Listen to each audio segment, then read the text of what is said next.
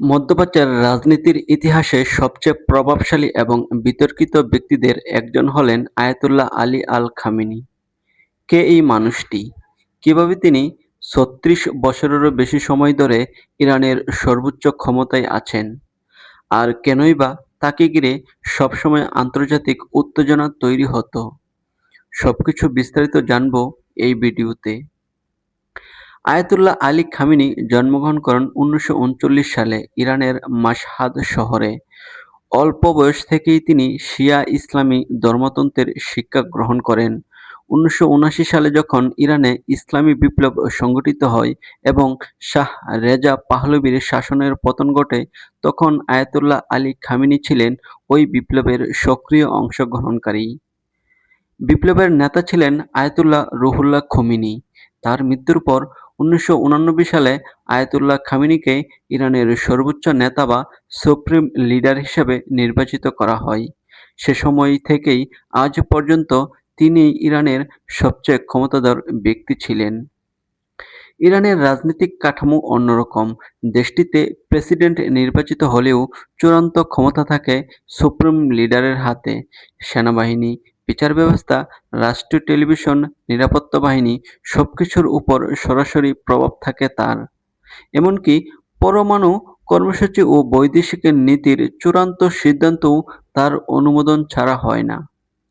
খামেনির শাসন আমলে ইরান একদিকে শক্তিশালী আঞ্চলিক শক্তি হিসেবে প্রতিষ্ঠিত হয়েছে, অন্যদিকে আন্তর্জাতিক নিষেধাজ্ঞা ও অর্থনৈতিক সংকটে পড়েছে। যুক্তরাষ্ট্র ও ইসরায়েলের সাথে তার সম্পর্ক সবসময় উত্তেজনাপূর্ণ ছিল। তিনি প্রকাশ্যে ইসরায়েলকে স্বীকৃতি না দিয়ে বরং ফিলিস্তিনপন্থী অবস্থান সমর্থন করতেন। মধ্যপ্রাচ্যে ইরানের প্রভাব বিস্তারে তার ভূমিকা ছিল অনন্য।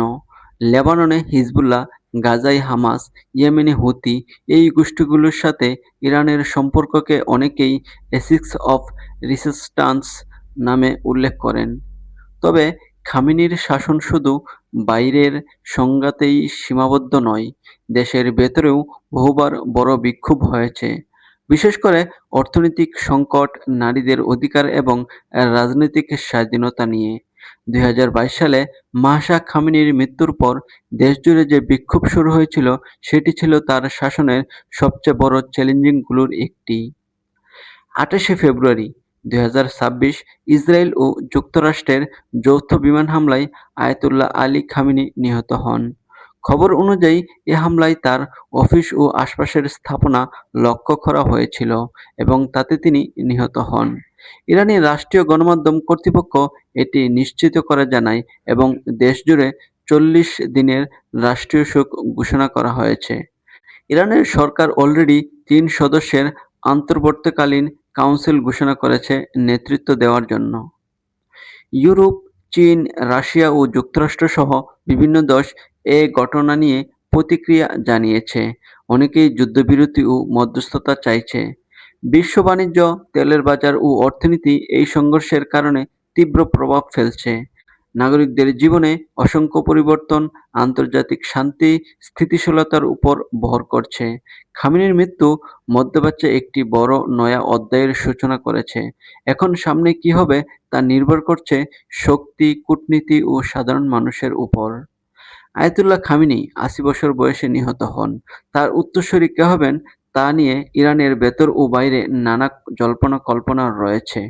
ইরানের বিশেষজ্ঞ পরিষদ বা assembly of expert supreme leader নির্বাচন করে থাকে। মধ্যপ্রাচ্যের রাজনীতির একটি বিষয় পরিষ্কার, খামেনি শুধু একজন ধর্মীয় নেতা ছিলেন না, তিনি কৌশলগত রাজনীতির একজন দীর্ঘমেয়াদী পরিকল্পনাকারী ছিলেন। তার প্রতিটি সিদ্ধান্তের প্রভাব পড়ত তেলের বাজারে, বৈশ্বিক অর্থনীতি এবং আঞ্চলিক নিরাপত্তায়। খামেনির নেতৃত্ব ইরানকে একদিকে শক্ত অবস্থানে দাঁড় করিয়েছে, অন্যদিকে বিতর্ক ও নিষেধাজ্ঞার মুখে ফেলেছে। তিনি বেঁচে থাকুক বা না থাকুক, মধ্যপ্রাচ্যের রাজনীতিতে তার প্রভাব বহু বছর ধরে আলোচিত হবে।